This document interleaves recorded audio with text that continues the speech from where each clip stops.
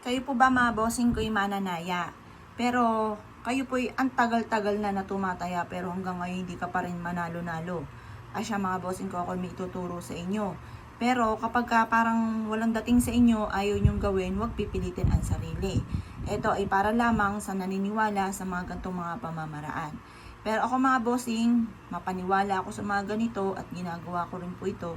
At tunay namang napakaraming blessing na dumating na hindi ako makapaniwala sa mga blessing na dumating. Ngayon pa mga bossing, kung ikaw ay mananaya, itong aking i-share sa inyo, mainam na magawa ninyo. Mainam po mga bossing ko, gawin nyo po ito ng mga bandang alas 7 ng umaga.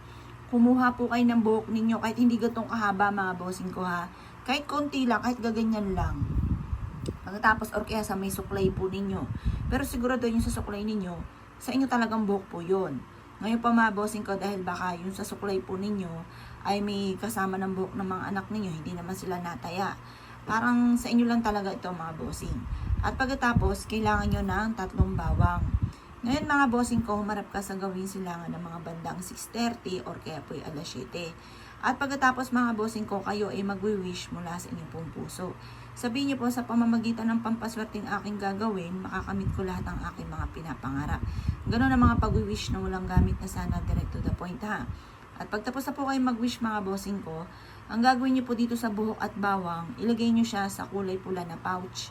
Or kaya po mga bossing ko, ilagay niyo sa isang papel na may pangalan ninyo. Tapos sulat niyo yung numero ng inyong tinatayaan. Pagtapos, tupiin niyo po ito at isabit niyo po ito sa main door. Kung sa laging pintuan kayo dumadaan, doon nyo siya lagi isasabit or doon nyo siya isasabit. Sa pinakamataas na antas ng inyong pintuan, doon nyo siya isasabit. Ito ay isikreto nyo na lamang ha. Kapag po may nakakaalam ng ganito ay may kumukontra. Kung gusto nyo ikay manalo, kailangan isikreto. At kapag ikay nag-wish, positive lamang, makakamtan ko ano man ang ninanais. Ngayon pa mga bossing ko, ikay naniniwala at naisyo po itong gawin, huwag na kayo magpatumpik-tumpik pa. Makakatulong po ito upang sa ganon, masigit ka na swertihin sa buhay. Kung halimbawa man, ikaw ay hindi tumataya, pero pwede mo rin itong gawin dahil hindi lang ito para sa mananaya. Pampaswerte po ito, kung ikaw ay lagi minamalas, pampaswerte ito. Pagdating sa usapin na para maalis na yung mga kamalasan sa inyong katawan at lagi kang i-adya kung saan lagi kayo suswertihin. Asya mga boss, kapag napansin nyo po na, halimbawa, makalipas ng mga 3 buwan, palitan nyo yung bawang, lagyan nyo ulit ng panibagong bawang ha. Kasi kapag po yung natuyo na marami na siya nahigop na negative energy, palitan nyo na lang muli yung bawang po natin. Or palitan nyo muli ang ating pampaswerte.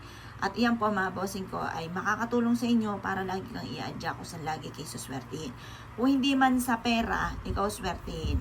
Suswertihin ka sa pagninegosyo, mawawala ko naman ang kamalasan nyo. Kaya kung ikinaniwala at naisyo po itong gawin, ay siya mga boss. Good luck po sa inyo po lahat.